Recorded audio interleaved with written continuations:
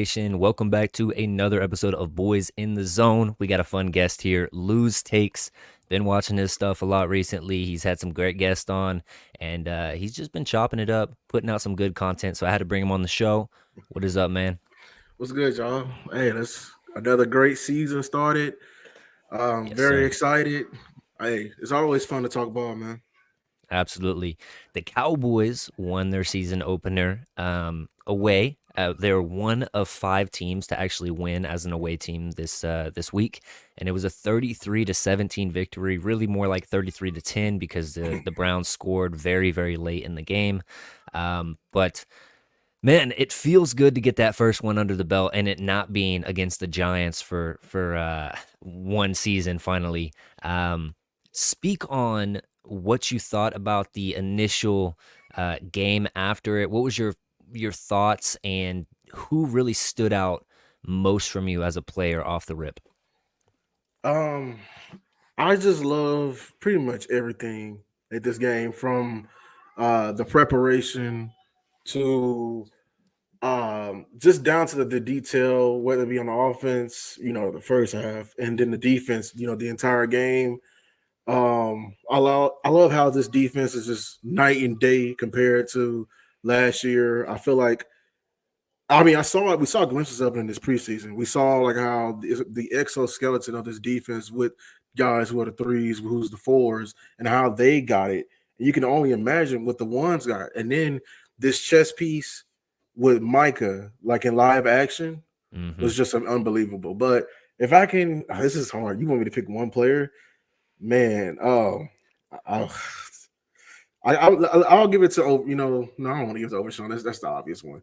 I'm gonna give it to Micah because his Okay. impact and what he did. He had 11 pressures. You know, um, really, shout out to Mike Zimmer finally using him as like not just staying him up, being lazy, putting him in the end, let him get schemed up against, let teams prepare, let teams slide. Put him in action, whether it be RPO, etc.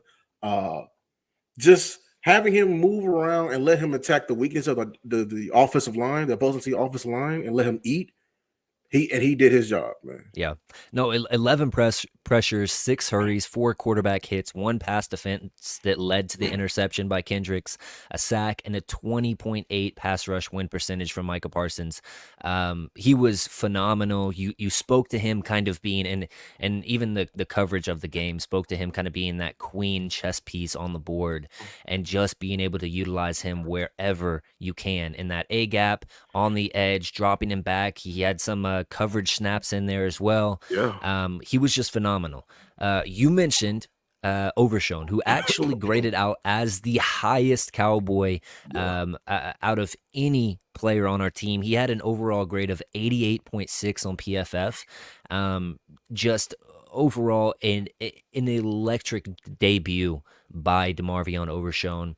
And I think that he graded out as a top 3 linebacker, only behind Fred Warner right. and the Bengals linebacker, I believe, Mhm. Wilson. So, yeah, incredible by him. But also another guy I got to give shouts to, also coming off of the ACL, is Trayvon Diggs. He Mhm. was lights out, lockdown all game.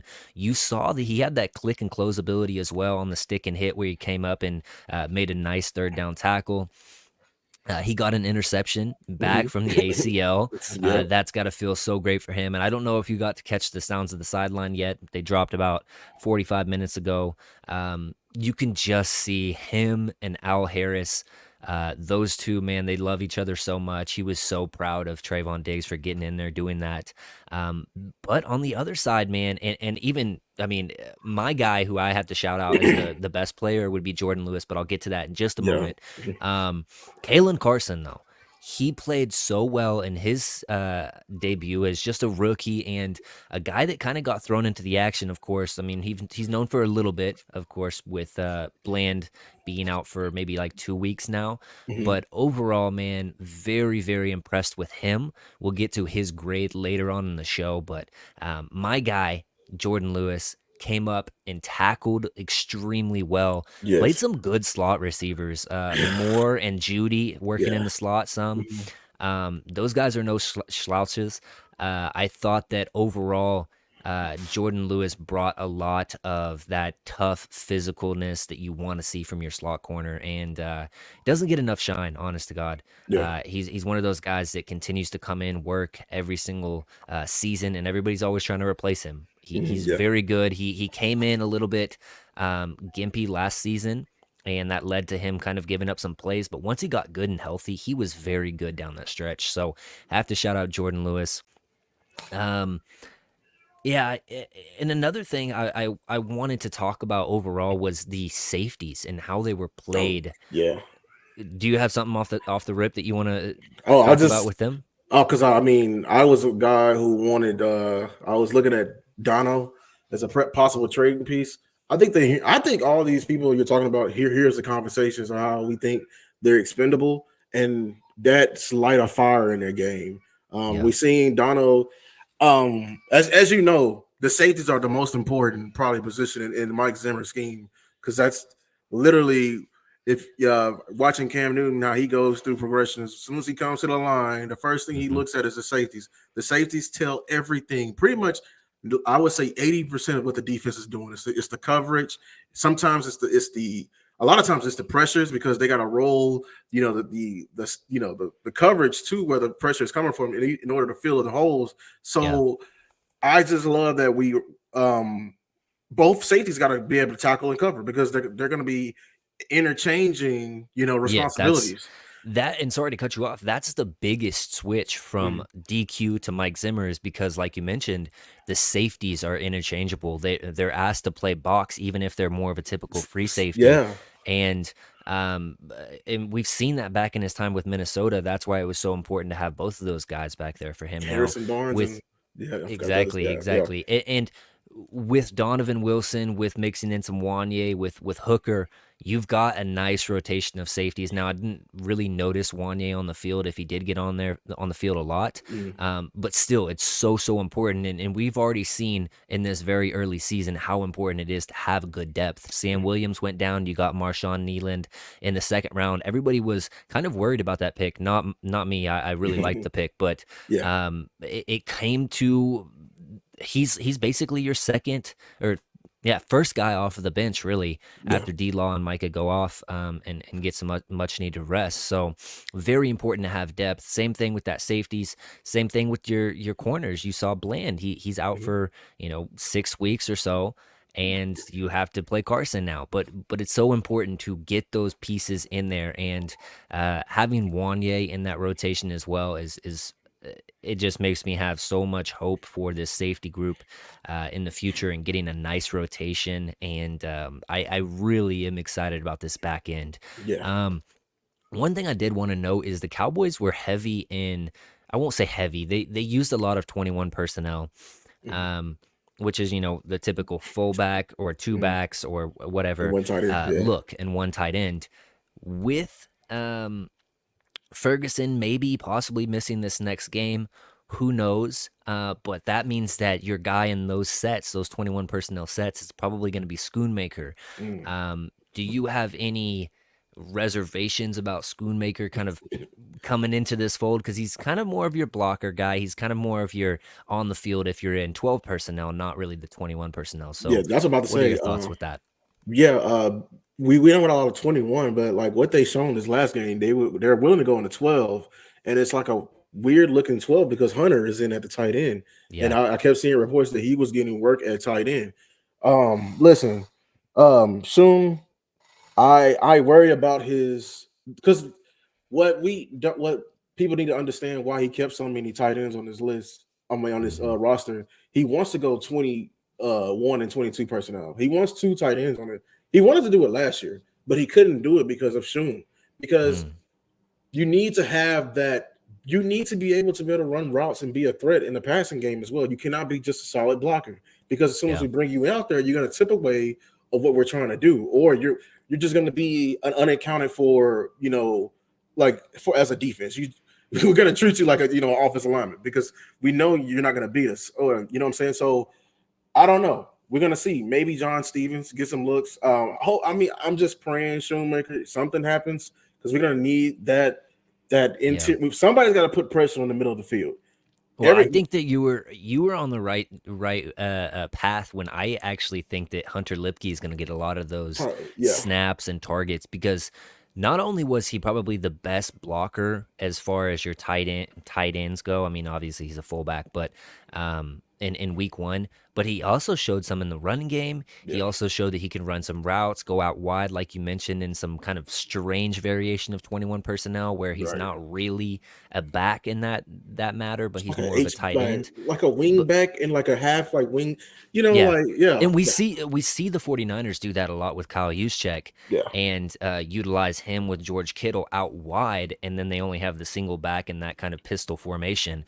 Extremely versatile, and it gives the defense something to keep in the back of their head. Not always is he going to line up in the backfield, but he can also come and sit on the end of that tackle and do some work out there as well. So I actually really think that Hunter Lipke is going to be valuable moving forward, especially if Ferguson does miss 1 or 2 weeks. Now Ferguson is it's more of a lighter sprain from what I Yeah. hear, and he's kind of he's still possibly going to play this week. Who knows? Mike McCarthy said it's a possibility they're gonna kind of ramp him up with the players that are rehabbing some stuff, but who knows? I expect them to probably sit him, especially with it. Just they've got that first win under their belt. They don't want to Mm. lose him for a prolonged period of time. So better to keep him on the bench and just allow some of your younger guys to go and You just gain. mentioned something with that use check and Kittle. If we can somehow replicate that, because I don't think understand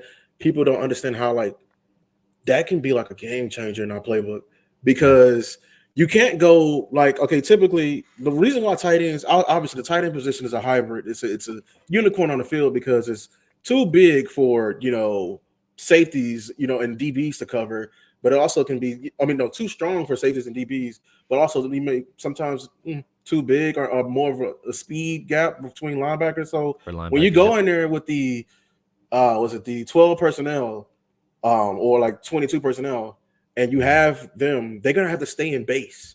Or if they come out there and dime or like an what is it, Big Nichols. nickel, Yep. big nickel, we're gonna run the ball down their throat. Like because we have guys, they have small guys in there, and I'm loving the improvement of this offensive line. But the double teams that we're gonna be able to do, because we seen a version of it this week. They went tackle over. I loved it. It was chef's kiss. We should have. I know it's a very we're getting more creative. I'm seeing it with Mike Yeah. McCarthy, and we got like 10 yards the two times we went. It was like a Rico. That was probably the only time Rico Dowdle saw like a 10-yard game. But you know, creating sometimes you can force the defense, in your hand by having that, later on. That's why it's important, to have some variations with your tight end.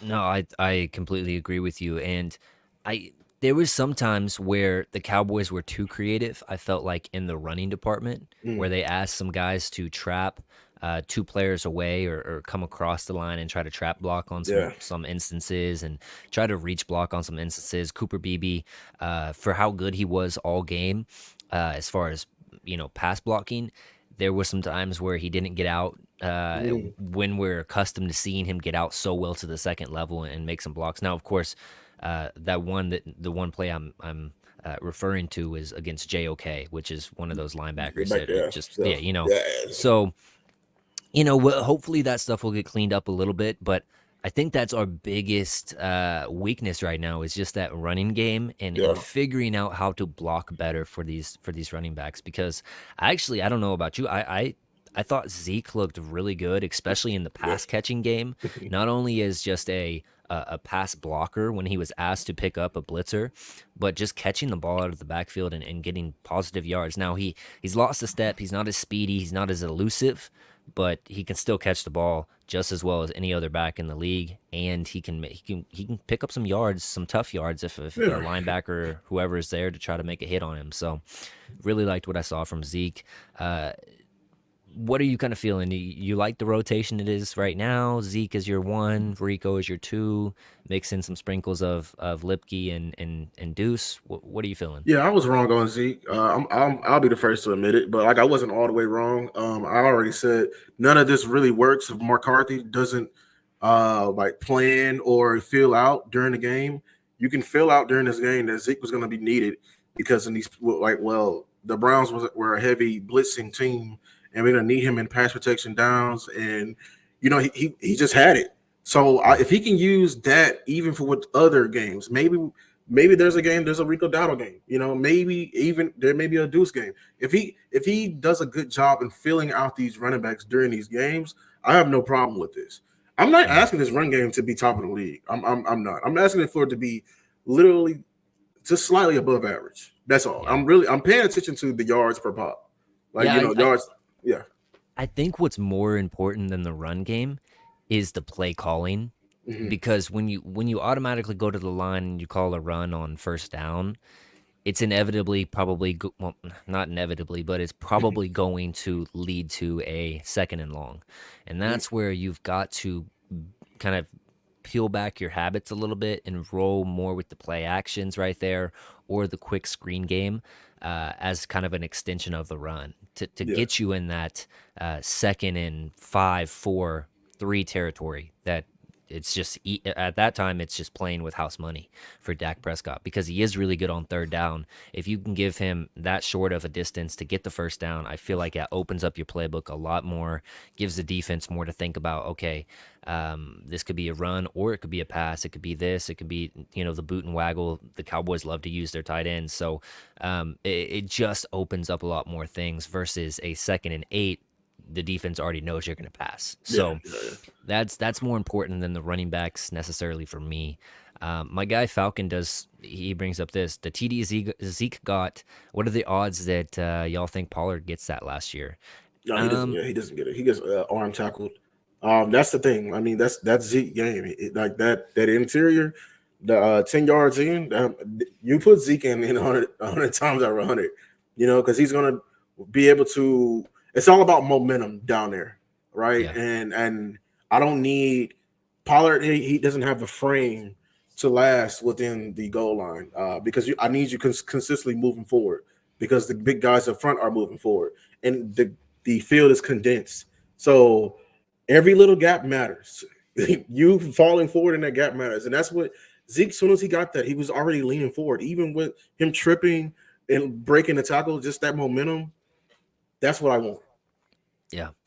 And for all the woes in the running department in game one, they did play a really good D line. They played some nice linebackers as well. But in the pass protection game, the Cowboys were actually top 5 in the league for least pressure allowed against that front. That's seriously impressive. They only allowed 20% pressure on dropbacks from Dak. And the Eagles actually, for as touted as their offensive line is, they actually allowed 42%. That's actually top 5 most in the league. So Yeah. uh, kind of interesting. Obviously, week one sample size, you can't uh, you know bear too much weight on that, but I didn't want to bring up that stat. And then I also wanted to talk about Cooper Beebe. 0 pressures on 36 pass snaps. Can we give the young man some praise? Talk about him a little bit, because he was so good in pass pro for his first game under center, first game playing center in his entire life, away, enemy territory for the Dallas Cowboys. 0 pressures. That's big time. Talk about it. Shout out to all the rookies. I mean, we got the win, but what's more important, we're getting these young guys valuable reps. Tyler Guy, like they are going in. There's one thing to go with Duke Manyweather during the summer, Hmm. where Coach Solaris. It's another thing to be out there fighting. Like actually, you can't replicate going against Miles Garrett. You can't replicate going against was it Tomlinson? You can't replicate going against these guys. Yeah, I thought he was great in like pass protection. Only thing I would critique just a tad bit, I don't know if Mike Solaris is going to, ask him a bit, but on the play that Zach Martin gave up the sack, which is like in the beginning of the game, Hmm. was a half slide, and he was sliding towards the left side, like that was his own side. I don't know if Mike is telling him like, hey, get out there and immediately, protect your gap and help the guard. I was just because he had a one take, and that's how Zach pretty much got like gave up the sack. Like Zach just didn't he couldn't jump. I want to say he didn't jump set and get over enough. And Thomason was immediately on his hip. I don't know if I want BB just because I know if he's watching the film, if he's not being told that, he's gonna be like, okay, I'm gonna give my guy Zach just a hand, just a tad bit second, so he can Hmm. take over. Then I'm keeping my eyes towards Tyler Smith, and I'm gonna go and I'm gonna clean it up because he's in a three tech. Tyler Smith is handling him, but Yeah. I mean that's something that's we're gonna feel that out. I mean, he's probably already got in his mind during the game that hey, I'm next to two All Pros, so I'm thinking they got their own lunch. So Yeah, yeah. um, Well, I'm yeah that's a good point though. I mean, the three tech on I think it was Dalvin Tomlinson who got that sack, no? yeah Okay, so yeah, so whoever their three tech is, I'm blanking on it. It's a good yeah. three tech, I should know. Um, but yeah, just understanding Tyler Smith has three tech, I probably should help out with the bigger, stronger player with Zach Martin. Of course, both those guys, like you mentioned, all pros. They Mhm. should be able to handle those guys. But I think one of the biggest uh, kind of juggling games as a center is just understanding how to pick who I should help more often than not, Mhm. or and like those two guys are so good. It's like it's almost harder to pick because you don't know which one's the weaker link. You know what I mean? So just keeping his head on the swivel, understanding matchups, and understanding who is in front of your guard, because he's probably not going to see a lot of zero techs right on his face throughout the season unless it's just one of those teams that actually does play a nose tackle. But regardless, uh, that was one of those ones where, yeah, you could kind of blame it on Zach. I know Zach blamed it on himself Himself, in the yeah. presser, but yeah, definitely Cooper probably could have got over there and helped. Um, Wanted to talk about Dak's debut. Obviously, he gets paid 60 million APY, 231 million guaranteed, 240 over 4 years. Um, do you like the contract? What do you feel about Dak? And then what do you think about his game one performance? Obviously, a tale of two halves, in my opinion, but interested to hear your take. Oh, well, as far as the contract, he's worth every penny. I mean, Dak has done.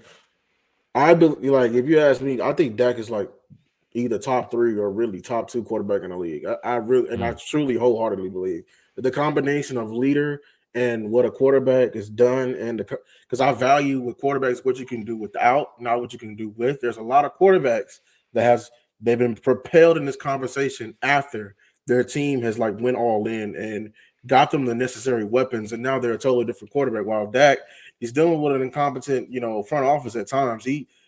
There we are a draft and develop team. We're not an aggressive front office. We're not going to go get the guys when we need them. That's why we lose all these playoff games because we have necessary holes in the roster, and we have guys that's drafted in the late round or undrafted playing those guys versus the other team who has competent veterans or first round. Like it's a difference in talent. So what Dak has done and what he's done so far, he's done nothing but get better. Yeah, he's worth every penny, yeah, especially coming off the All Pro season.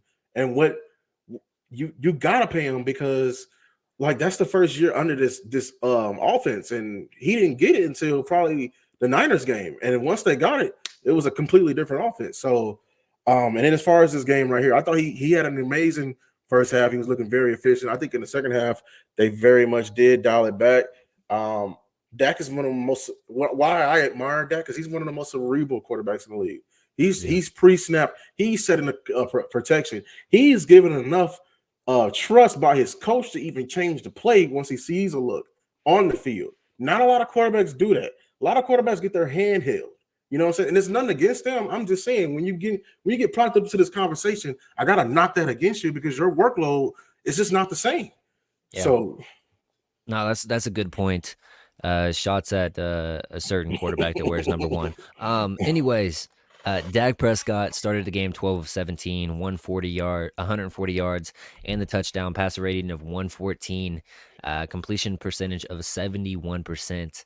And the Cowboys were up 14-3 at that time. They go into halftime 20-3, and then Dak doesn't see the ball again until they're up by 27-3. yeah, So I think that a lot of fans wanted Dak to come out there and just, hey, we're up by so much, we can just go revert back into the Kellen Moore offense and just put it on this team and let all of our guys get super amount of stats and all of this stuff. But when you understand the difference in play calling, I think that the Cowboys used motion on 26 plays Mm, and throughout the game, and I think that only 3 of those came in the second half. I might be misquoting that, but it was a big difference from the yeah, first half to the second half as they far got as it back. Yeah, they got the it back. motion rate.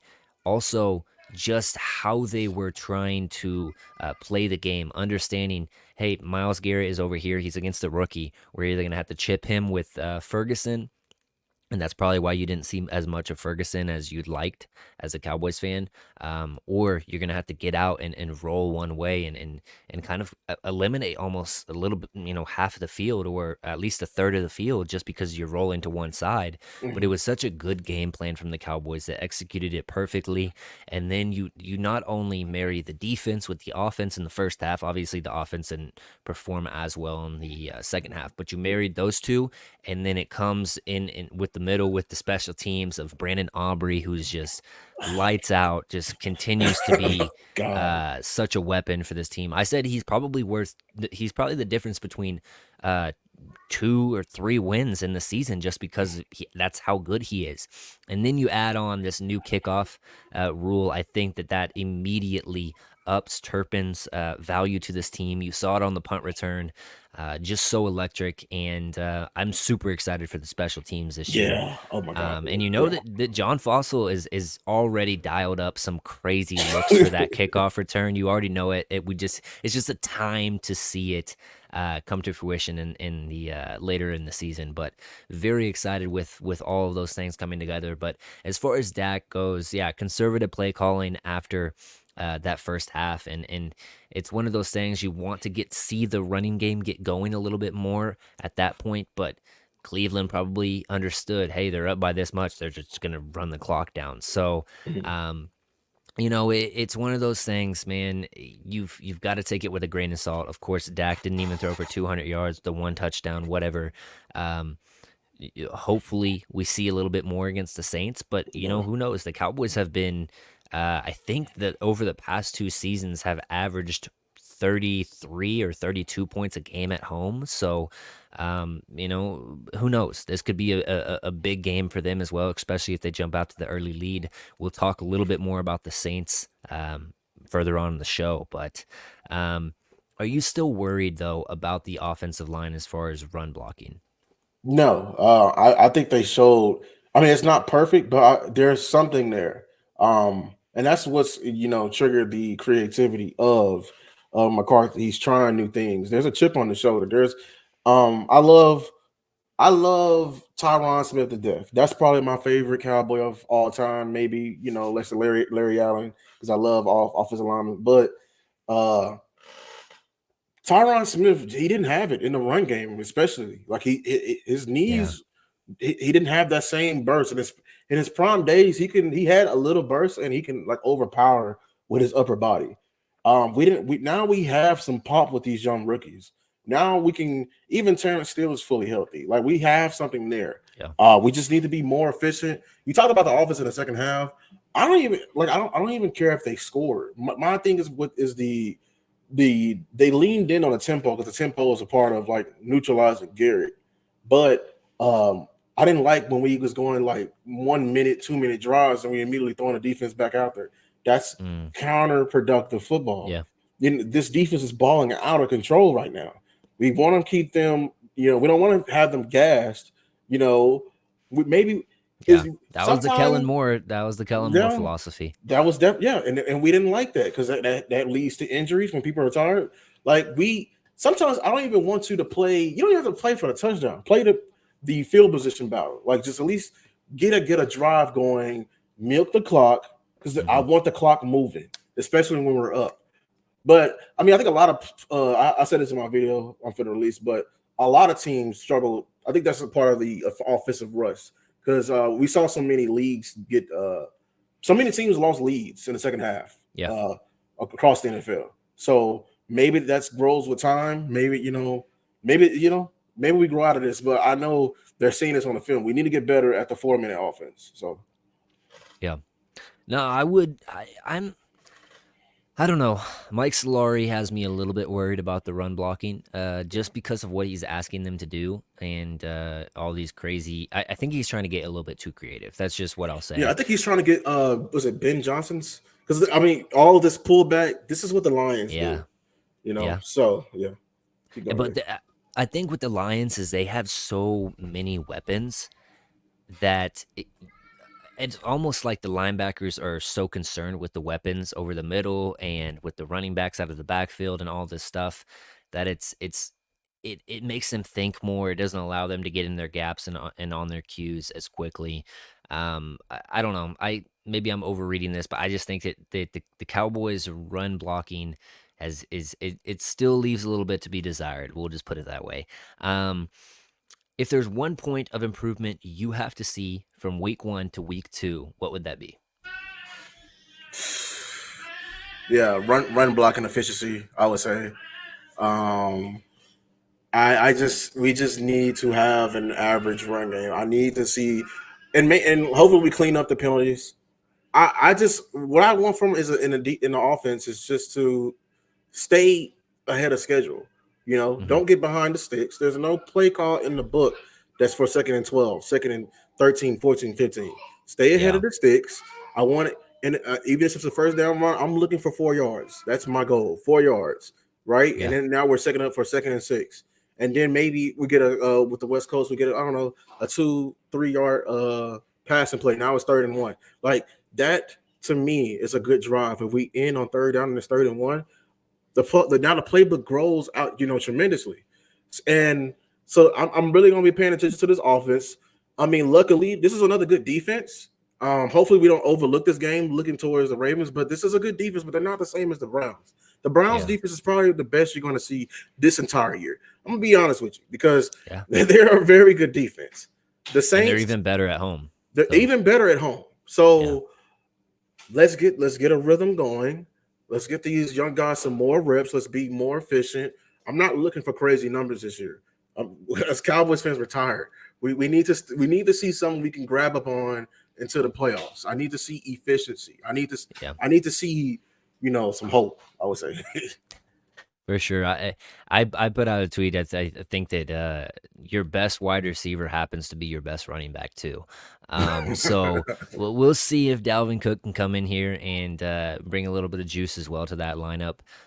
But overall, run blocking needs to be better, and then just overall opening up some holes, and then the backs have to be able to hit the hole quick, decisive, and get those extra yardage plays to roll through. If I had one point of emphasis from game 1 to game 2 that I think that we need to see is more motion, more motion, more motion. Because as dating back to last year, whenever we got the motion rates up and the motion percentage up, it did wonders for our offense. Now, of course, you were up by 24 points in that second half, so it went down. Mhm. Understandable, but I just want to continue to see that, especially against a creative offense on the other end with the New Orleans Saints we're going to see next week.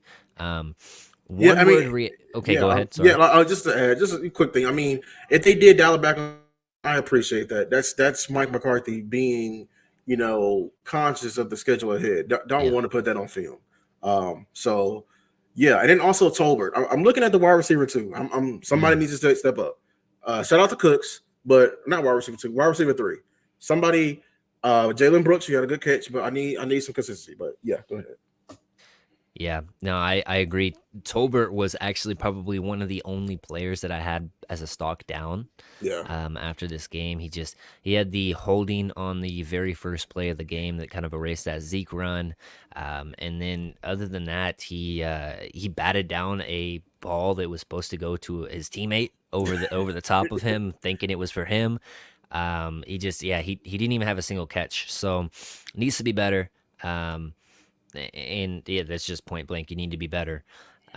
Cooks is wide receiver 2. Ferg is wide receiver 2. LOL, let's be real. Oh, he For said me, for Cooks is wide wide receiver receiver 3. three. Yeah. Um, yeah, so one word reactions here. Chat, you can play along if you want to. Mike Zimmer's defensive scheme, one word reaction, and then you can go ahead and explain. Unpredictable. Mm, I like that one. Yes, and I love it because And I hate Trayvon Diggs went on the presser and gave it away because I knew it in my mind, the chess piece of Micah, that they have like 50 different ways. And I know every other D coordinator getting paid means they understand it too, but don't give them the benefit of the doubt. Don't give them the satisfaction. Right. So yeah. Yeah. No, I completely agree. Unpredictable. I had disguise. So I mean, he loves to disguise. He loves to walk those linebackers up in that mug look, drop them back to coverage. He doesn't only play cover 1 and cover 3 like Dan Quinn played. He plays Mhm. 1 through 4. He'll mix in some cover 6 or some Yeah. or Yeah. some half quarters. He'll do a lot on the back end. He'll rotate his safeties post snap. He just confuses opposing quarterbacks. You know what I So also seen that he also does it up front. Like I seen was it Phillips and Linval Joseph? I think Linval started in the 1 and Phillips started in the 3, and then like in the cadence right before they said hut, they shift. You know what I'm mm, saying? Like and that brings you back to the Marinelli days, man. yeah, like they shift and like they're now Yeah. somebody else is in the 1 and 3. As an offensive lineman, that's confusing as well. I mean, I know my rules. I know what gap I have, but that split second, like doing that creates confusion with the offensive line and it buys Hmm. time for your linebackers to read and react. And Yeah. that right there, because that's the main aspect that Zimmer wants to disrupt. I keep saying this over and over again. The timing. Timing is everything. He wants to disrupt your eyes so you miss the look, so you're late. He wants to disrupt the your timing with your offensive linemen, so you're late getting to my linebackers so they can make a play. Timing is everything that he wants to Hmm. disrupt. So And another thing just that I really liked to see from Zimmer's defense was in that mug look with the 2 linebackers up in the A gap. That causes opposing quarterbacks that know what they're doing at least to have to keep a tight end or a running back in and not have them out in their routes, have them back for protection, and they have to you know basically change check. their entire Yeah. play, check into the protection, and then whenever your linebackers drop down, that clogs any routes that are going in the middle of the field and really allows your DBs to squeeze the sideline and play everything outside. So just love that stuff from Mike Zimmer overall. I liked your one word for that one was really good. Dak's contract finally getting done. One word description. uh, Relaxation. It's over. I'm so Relaxation. There glad. you I'm go. so glad. Like that narrative's behind me. Just that having it over the team.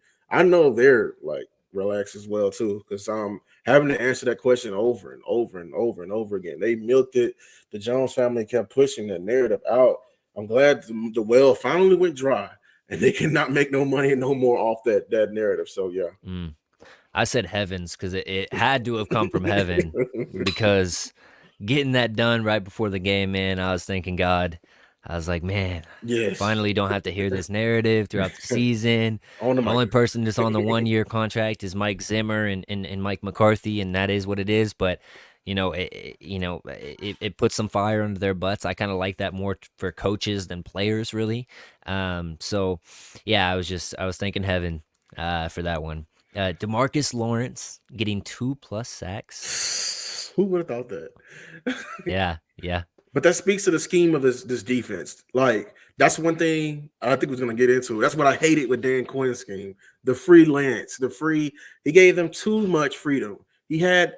I if I can best like describe the difference in like an illustration form of Dan Quinn's defense versus Zimmer is that they were like independent minds working on a Mm, system, and Zim wants a hive mind mentality. We all think is one. We're all like, yes, you may not get the sack right here, but I still want you to work your ass off and to stay in this gap right here because you can force you can your other team can eat.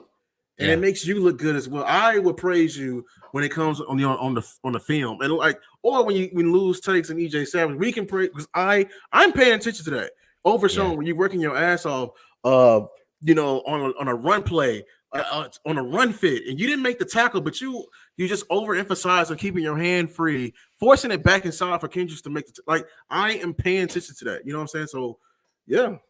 yeah. My one word reaction for that was finally, finally we see a plus uh, more than one sack performance from D Law. I think the last one was against the Giants, where he was just absolutely torturing Evan Neal. Mhm.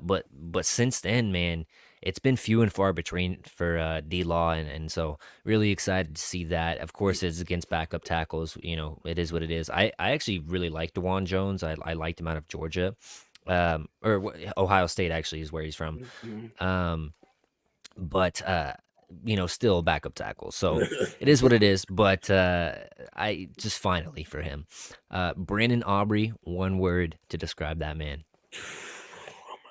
uh, man, one word. Metal. He got a metal leg. Uh, that Metal. I I like that would one. have, Okay. I would have fell out my chair if he would have, like, if that 71er, a If he would have 71 attempted yarder, it and made it, oh he my made it. goodness. Like, if it would have counted, like he made it. If it would have Oh, counted, like, the 66. But I'm saying oh if yeah, he the would have 66, hit yeah, the yeah, yeah, yeah, the 71, yeah, 71, the 71. You're right, and I think he had enough leg to get it there. I just, I'm glad they didn't attempt it because then putting it back there, putting the guy back there. People don't understand that when you have field goal team, most of the guys out there are linemen, and asking them to be able to cover in space is very hard. yeah, So yeah. yeah, Falcon says and it's Android. I went with Dak's nickname for him, Butter. He's butter, man. Just crispy, just smooth, man. Goes on anything. You like it where if it's whether whatever it's on. So, yeah, man, crazy. I don't think people understand how insane 66 from outdoor stadium is because that's insane. 66 is a record. It was in I believe Detroit when Justin Tucker hit that off of the bottom bar, the crossbar and bounced over. So Brendan Aubrey had plenty of leg past that and hit it outdoors. Like that is insane. If he would have hit the 71, bro, oh my goodness. You better sign like I already know that he's under contract for like 3 years or whatever it is, but just sign him up for even more, dude. I really don't care. I think he wasn't playing football just a couple of years ago. Yep. Shout out to Brendan Aubrey's wife for saying you could do that. Yeah, you could do that. Um Man, the linebacker core moving forward, one word to describe them. Electric. Electric. It Mm, is night and day, our linebackers yes. from last year. Yes. And it's so relieving because I was watching Boss Cowboy video. When you see how they're playing, it just makes you see last year what we were lacking. Yeah. This is gonna make this defense so much better. Shout out to Eric Kendricks. He had a hell of a game as well. I Yeah. I'm and if I love the depth we have too. So man, I can't wait to that's gonna be probably one of my favorite position groups outside of the offensive line to break down film game after game. Yeah. No, I had ballers as my one word description for those guys because it seems like you rotate one out and the next one in, they don't even miss a step. It's so electric, so exciting to see that from last year to this year, just them fitting gaps and playing with that um understanding and just know how to get to the actual Instincts. spot they were yeah, exactly. The instincts to get to the spot they need to is night and day. And that's no shade to the linebackers we had last year. Of course, Bell was good in his time, moving down from safety in there. And I think Damone Clark is so much better when he doesn't have to be that green dot guy, where he doesn't have to Yeah. diagnose, and he has another guy to play alongside him and help him out. I think he plays so much better. And actually PFF seems to agree because they had him as their third rated, I think, or maybe fourth rated Cowboy as far as their grading goes. I can't believe Kendricks wasn't up there. He wasn't in the top 5 for the Cowboys, but beside that, Shout very out to very Dunker, impressed with the them. linebacker Yeah, coach. Yeah. Yeah. yeah. I mean, I think that a lot of the coaches that we added this past season have already showed how good they are and just their accountability they have on specific players. Like I know that he was hard on Mozzie Smith. Yeah. Um and it goes likewise for different coaching groups, like Al Harris working with Kendricks. He's like, hey, don't jump up when you go for the interception, so you can go and instantly get the pick six. Mhm. Certain stuff like that just speaks volumes to the culture they're building here in this building. And man, I'm super excited about this defensive unit moving forward. And I know that a lot of people in the past were saying, hey, it takes some time for this Mike Zimmer defense to get its feet under it because it is a complicated defense. But in past, when Mike Zimmer gets hired for other jobs, he's getting bottom of the barrel kind of guys. This defense Yeah, is this already is good. talented. Yeah. It already has two All Pro corners. Of course, Bland was out. It already has Malik Hooker on the back end. That's a really good free range safety. You got Dono as the big hitter. You've got Kendricks who understands your defense already. You've got two fast, cerebral. Well, I won't call Damone Clark necessarily cerebral, but Yeah. instinctual, fast linebackers, and him and Overshown. And then you've got one of the best edge rushers and best run defending edges in the league with D-Law and Micah Parsons. It's just it's going to be a fun defense all year, and it's going to be in my opinion a top 5 defense. The more it gets under understanding of this defense, like Diggs and like Parsons mentioned, they only use 3 sets out of the 50 that they have.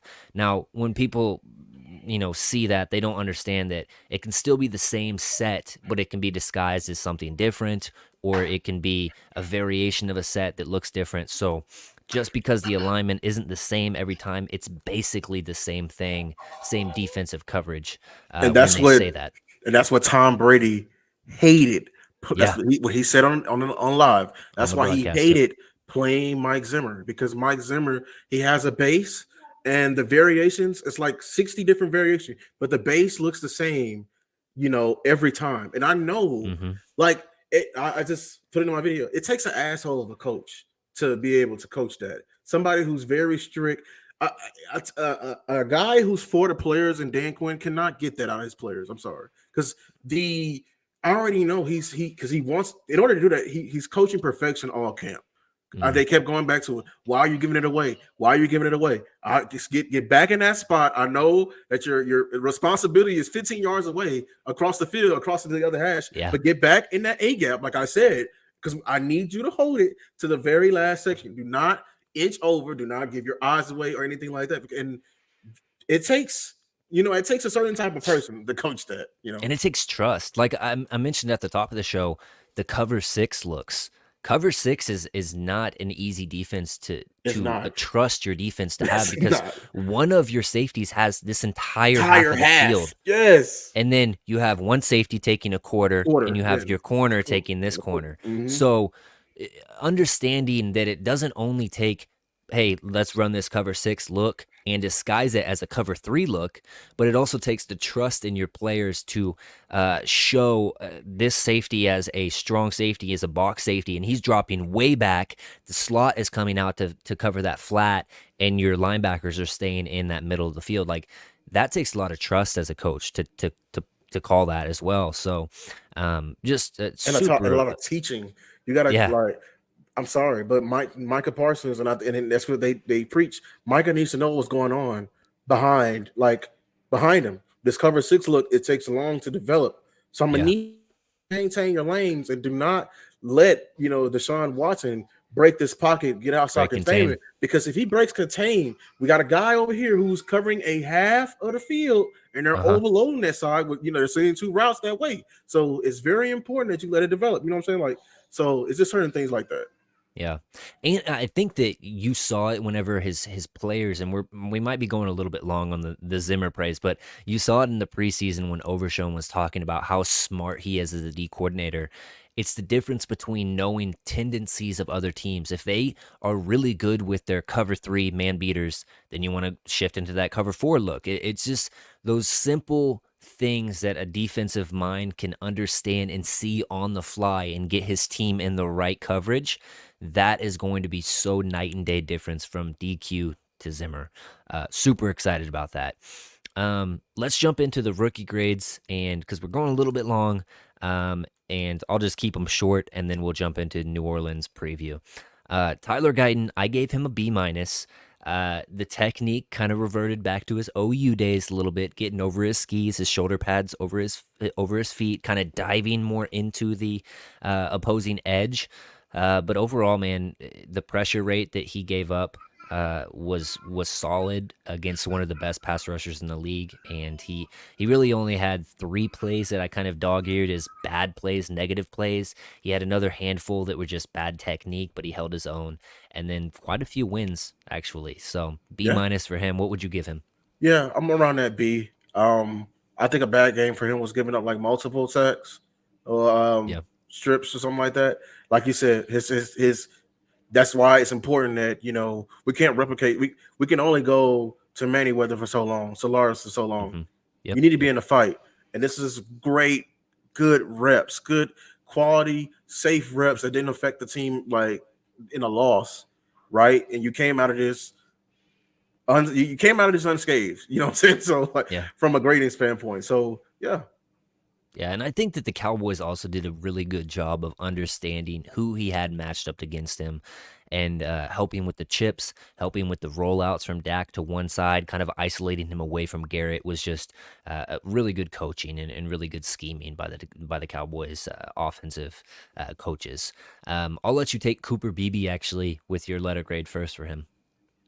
I will give him. I would say B plus, A minus, Okay. B plus, around that, like 89. If I would say, it's not. It's not. He had a very good day. He has. I mean, this is predictable. I thought we all. I know he's gonna have a better season than Tyler Guyton because Tyler Guyton's asked to do more, and um, Cooper Beebe's like fundamental traits are better than Guyton. Yeah. Like you've seen his fundamental He traits. has Yeah, the higher floor right now. yeah. Guyton has the higher ceiling. He has the hands, he has the body, he has the power. Like Yep. every time Guyton was getting beat by um, Miles Garrett would get on that hip. He didn't sit in a 45-degree angle. He'll open the gate immediately and get beat Hmm. and ran around the hoop. BB stay. He's used to being in the middle, so he's used to fighting inside of a phone booth. So yeah. Yeah, I thought that Cooper Beebe, I gave him an A minus. Zero pressures, like I mentioned at the top of the show. Really good in pass protection overall. The run blocking needs to be better by the entire unit, in my opinion. But he did kind of whiff on that screen pass out to Rico, or I think it was Rico. Might have been another running back, but beside the point. I thought he was really good in space. He kind of lacked a little bit of what I've seen from his college tape, but overall, really good. I gave him an A minus. Marshawn Nealon for me was a B plus. I thought Nealon looked great, quick off the ball. I thought that he actually had the best bend that I've seen on film from him this week. Very, very good at just sinking those hips and diving straight under the opposing tackle. Now, of course, these are against backup tackles, but really impressed with his bend this week. Super solid in run defense, of course. Night and day from him as your second guy or first guy off of the bench and Dorrance Armstrong, in my opinion. Yeah, You yeah, get yeah. more juice as an edge rusher, and then you also get better run defense as a whole. Just he holds his blocks and understands not to just try to get around the edge just to get a sack 24/7. Understands how to play just that contain and just his understanding is night and day as far as that respect. So a B plus for Marshawn Nealon. Yeah, I gave him about an A minus. He's really, he's really proven all of us wrong as far as scouting of his pass rushing because he's the only reason we were questioning the pass rush minus Micah when he's going out in coverage. And I think his play this week, I know it was versus backup tackles, but it was very impressive. I already knew he was. I already said I called it already. Even though he's a rookie, he's elite in the run fits. That's what his Western Michigan tape came off. He knows how to take on the shoulder. He was wrecking the field, and he's allowing him being on that edge and setting like someone else is going to eat every time. That's elite. Having that bend in that fight, that's effort. That's what I've Yeah, seen from this entire defense. All like that's I didn't see that on the film. And then the speed to power, sat on yeah. his lap. You know what I'm saying? So that's good, man. Yeah, no, I thought that he was spectacular for his debut as well.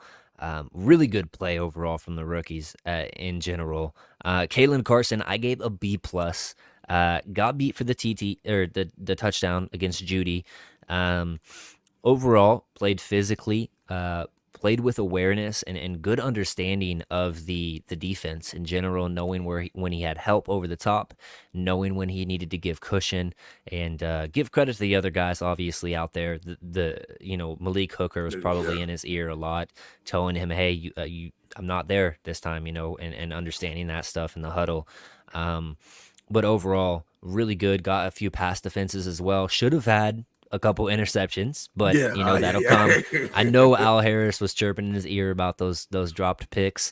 But yeah, for getting thrown out there in as a replacement of an all pro, reigning probably should have been more in the discussion for defensive player of the year last year, Deron Bland. I thought he played really well. I think something that we're not talking about is and I admit, like with the Marshawn Nealon, these rookies, they got a chip on their shoulder. You're noticing what the numbers they're picking. These are historic Cowboy numbers that they're picking now. We got Nealon who had 94, Demarcus Ware, Charles Haley, and you got Kalen Carson with the 21. I mean, those are some pretty historic. So for them to Yeah, even have the guts to even pick these numbers, yeah. If he would have had the pick, if he didn't drop at least one pick, I would have gave him an A. yeah, In my opinion. And then the touchdown, I mean, it was late in the game. He was inside leverage and they ran an out route. He didn't do the correct technique on that. You gotta press it. And that's why with a guy like him and with a lot of guys on the team, that's why I'm preaching this every week. We got valuable reps. So these guys are gonna improve. You're gonna see improvement through the season. The more times they're out there. absolutely, absolutely. I'm counting Overshown in the rookie rankings since he didn't get to play any games last year. Dude gets an A plus plus.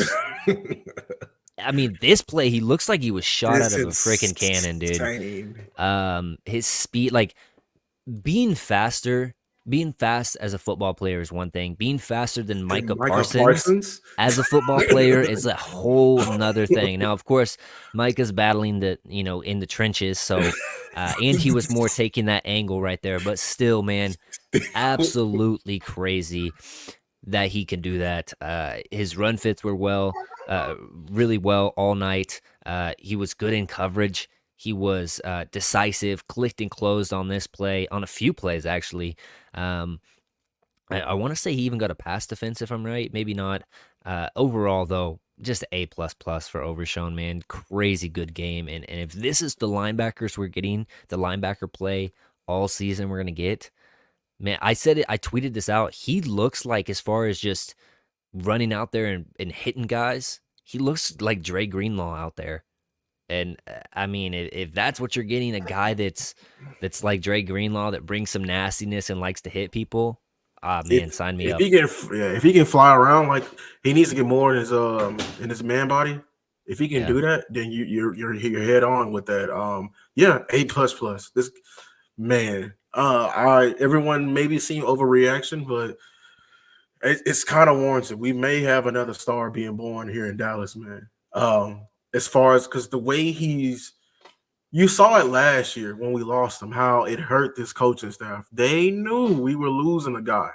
And I'm a Longhorns fan, and I know I've been following him for a long time, and I know how he plays. He plays with that heart. He plays like he value each rep, and that's somebody you want on your team. Agent Zero, you're 100% correct. Yeah, man, I really wish he would have Man, got number 0. Agent That'd be Zero. fire. We need to unlock Zero for him. We really do. All right, and then finally, Maurice Luafau only had 9 snaps on Mm. defense. I gave him a C, just at limited snaps. He looked promising overall. Um, oh yeah, Falcon is the resident Michigan fan here. Um, but no, back to Leofau. I thought that he was good in his limited amount of snaps. I just not enough to really tout him as doing anything above what the grade I gave him was, which was a C. So Yeah, I mean that's warranted. He didn't have enough. This is a learning year for him, so yeah. for sure, for sure. All right, let's get into this Saints preview really quick. I usually keep these shows at like an hour, but we ran a little bit long. Just having fun. First week of football, man. It's just great to have it back. Um, Clint Kubiak. He comes from the Shanahan tree, was the passing game coordinator for the 49ers in 2023. A guy that creates some pretty creative looks on offense, and they've got some weapons there for the Saints. Olave basically didn't do anything in that routing of the Panthers Mhm. in Week 1, and they still scored 47 points. Um, Kamara is going to be a handful to cover out of the backfield and to in the running department. They got Taysom Hill that they use as a tight end, a running back, a quarterback, everything under the sun. Um, they got what's his name, Jawan. Who's their other tight end? I blanked on him. Yeah, I'm blanking He, too. he's decent. Yeah, He's a red zone threat. And then they got Shaheed, which is yeah, a got burner over the yeah, top. So yeah, some guys you got to be on your P's and Q's about in the on the offensive side of things. As far as their defense goes, you have to understand. Hey, you've got another big test right here. Tyler Guyton, Cam Jordan coming to town. They've got a really good, probably one of the best safeties in the league in Tyrann Mathieu. Marshawn Lattimore, I don't think that he's quite a top 10 corner anymore. I think that he's kind yeah. of dropped down. Um, and then they've got what's his name? Just the linebacker. Yeah, they got Demario Davis, Davis. Demario Yeah, Davis, as well, who's a veteran linebacker, gets his defense in the right fits and run whatnot. stuffer. Yeah. But I was mentioning their nickel corner. I can't remember who it is. Pretty good though. Um, Regardless, which of those guys that I kind of mentioned are you most worried about in this game? And if you think that there is a matchup that we can exploit, what would it be? Offensively, we're gonna be tested again. This is the Saints always have a pretty good run defense, so I want to see. Um, Luckily, I am more confident in Tyler Guyton this week. This game got the Cardinals game written all over it. I Mm, don't want us to overlook and looking at the next week. We need to take yeah. this week by week. Hopefully, they're doing it. They're valuing every win, especially with their contracts on the line. So, uh, if because this team can be neutralized when with the right scheme. Um, I imagine we're gonna lean heavy on the run game. I think we should test our run defense for sure, and then open up the play action game. I'm curious what we're going to see to do replacing Ferg. Hopefully Ferg is there. I Hmm. want to see.